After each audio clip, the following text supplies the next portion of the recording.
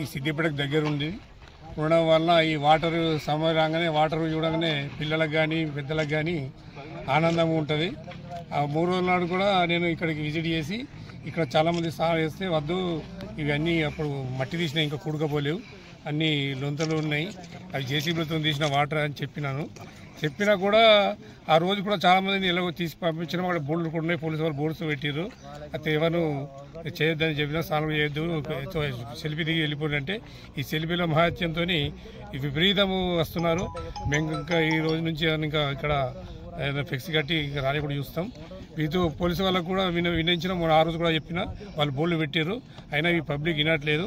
ఈరోజు వరంగల్కి వెళ్ళే 2 ఫ్యామిలీలు వచ్చి ఇక్కడ ఈ చేపలు పట్టడానికి తండ్రి చేపలు పడుతున్నాడు, వీళ్ళేమో అందరు చేతులు పట్టుకొని నీళ్ళలో జలసా చేస్తుంటే ఒకరు వాడు విడిపోయి ఆ పిల్ల పడిపోయింది, పడిపోయిందని మాక పడిపోయిందని ఆ పిల్లగాడు 2 పడిపోయారు, మొత్తం 4 పడిపోయారు.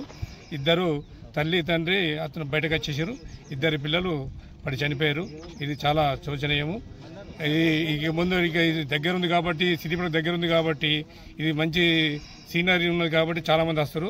ప్లీజ్ దయచేసి రావద్దు, వచ్చినా ఏదో సెల్ఫీ దిగి బయట మన ప్రాజెక్ట్ మంచి ముందు బ్రిడ్జి మీద మంచి ఫోటోలు దిగి వెళ్ళిపోతుంటే అక్కడ గెస్ట్ హౌస్ ఉంది, అక్కడ కూడా ఫోటోలు దిగి వెళ్ళిపోవాలి. కానీ వాటర్ దిగద్దు. వాటర్లో అన్ని అవి కూడా ఉన్నాయి, మన చేపలు పట్టే ముళ్ళు కూడా ఉన్నాయి కాబట్టి అవిటిని మీకు సరిపోదు. ఇప్పుడు వాటర్ చాలా ఉన్నాయి, లొందలు ఉన్నాయి. రిక్వెస్ట్ చేస్తున్నాం, మీరు దయచేసి ఈ సమ్మర్ అయిపోయేదాకా మీరు ఇక్కడ రాకపోవడం మంచిది.